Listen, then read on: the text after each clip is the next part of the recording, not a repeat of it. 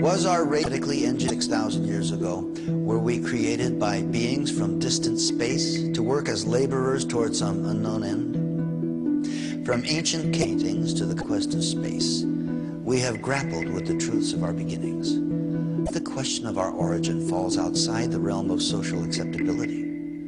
What would do our culture if we were to discover that we, as a race, are no more than the result of a genetic experiment conducted by a superior form?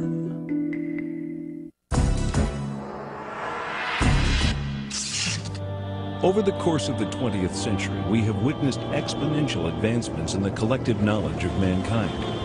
In every field of science and technology, our achievements are no longer measured in centuries or decades, years, and even months. With this extraordinary growth, mankind has surpassed every achievement recorded throughout the millennia of known civilization. But what if the breakthroughs of today concerning humanity, the earth, and things are not new wisdom at all? What if much of this supposed recent knowledge lay secreted away in the ruins of a once powerful society, awaiting our discovery? Could this alleged new knowledge, uncovered in Earth's little corner of the universe, be considered Genesis revisited? This is the belief of the world-renowned archaeologist, linguist, and expert in the field of cultural anthropology, Zecharia Sitchin. I'm Zecharia Sitchin.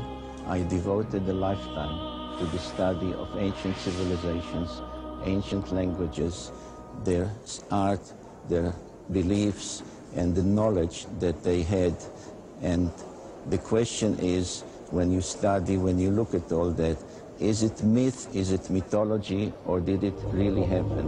I believe it all really happened. In our obsession with antagonisms of the moment, we often forget how much unites all of humanity. Perhaps we need some outside universal threat to make us recognize this common bound. I occasionally think how our differences worldwide would vanish if we were facing an alien threat from outside this world. And yet, I ask you, is not an alien force already a manned mission to Mars? An ambitious objective. And with the success of the Mars probes and NASA's rover, one that humanity has made substantial strides toward achieving. Could there have been a space base on Mars in antiquity? If we had physical, tangible evidence of artifacts on Mars, we are not only not alone in the universe, but someone has been on the next planet over. That in itself will forever change our frame of reference. Mankind came out of the Dark Ages and the Middle Ages, reached the Age of Enlightenment, experienced the Industrial Revolution, and entered the era of advanced technology, the era of genetic engineering, and the era of spaceflight. Big shadow. 4 into the right a little. 30 seconds forward. We copy Eagle. The Eagle has landed. Astronauts who land like eagles. Zecharia Sitchin's research reveals that in our ancient past there were advanced beings referred to as the Anunnaki, translated, those who from heaven to earth came. The idea that there was in our solar system a race of intelligent beings far older than us who are now gone would certainly force us to rethink lots of questions, including the question of human origins. Where did we come from? Could we be the products of genetic engineering? The hypothesis that modern science is only now catching up with ancient knowledge is inspiring scientists to increase efforts to rediscover that which may have been lost over time. It rekindles a situation that has lain dormant almost 5,500 years. The incident of the Tower of Babel. In the Babylonian version of the biblical story, the people of Babylon were building a tower whose head shall reach the heaven, in which a Shem, a space rocket, was to be installed under the direction of their supreme god. But the other deities were not amused by this foray of mankind into the space age. The biblical story recalls that Yahweh came down to see the city and the tower that the humans were building, and he said to his colleagues in Genesis chapter 11, This is just the beginning of their undertakings. From now on, anything that they shall scheme to do shall no longer be impossible for them. Come, let us go down and confuse their language so that they should not understand each other's speech. Thanks to the science of archaeology, experts now know that the first great civilization emerged almost 6,000 years ago. Older than the Greeks, older than the Mayans, older than the Incas. The people of this society were called Sumerians, after their land, Sumer, in the great plain between the Euphrates and Tigris rivers, is Iraq. The book of Genesis calls the land Shinar. For generations, biblical scholars either ignore biblical references to ancient kingdoms or categorize these as legend or lore. Through the study of historical relics and the translation of ancient languages, many biblical researchers now believe that the previously questioned Old Testament references are indeed historically authentic accounts of flourishing, advanced cultures.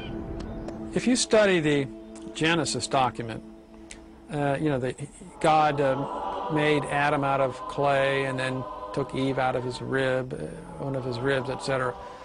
If you study this document, you discover that it's really a much shorter version of a much more complicated document that comes out of Babylonia and then out of Sumer and so on. Now, these ancient texts give a really complicated story of powerful, non-human, godlike beings actually engineering us, making us for specific purposes. Zecharia Sitchin's investigation into these cultures brings him to this 1,000-year-old temple in an excavated area of the ancient city Erech. Until its discovery only 150 years ago, Erech was known only through passages in the Bible. The temple is dedicated to a female goddess named Inanni, also referred to in later times as Ishtar. Zecharia Sitchin. You can see here her features a little damaged. Her divinity was marked by the pair of horns that she had. She held a jar with the water of life, and she was surrounded as a decoration, but perhaps also symbolically, with a symbol that some refer to as entwined snakes, which was the symbol of science in these days, 6,000 years ago. Some find in it a precursor of the Egyptian Ankh, which was the symbol of life and creation. Further results of Mr. Sitchin's research affirm the theory that this visage of entwined snakes is the symbol for genetic manipulation of DNA. Carved out in stone over 6,000 years ago, Ishtar is sometimes depicted flying through the sky and leaving the Earth's atmosphere to traverse the heavens.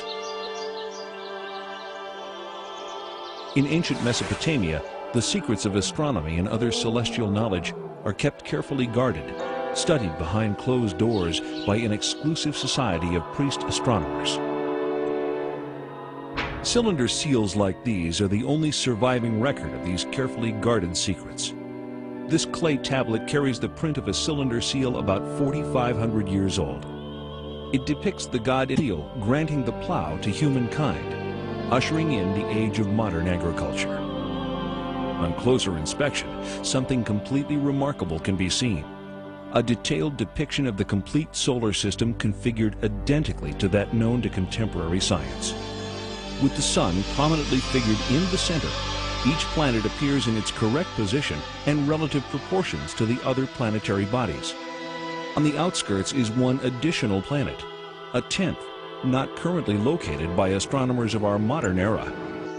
Astronomers around the world are on the lookout for this evasive celestial sphere, as a body of physical evidence indicates that it does in fact exist.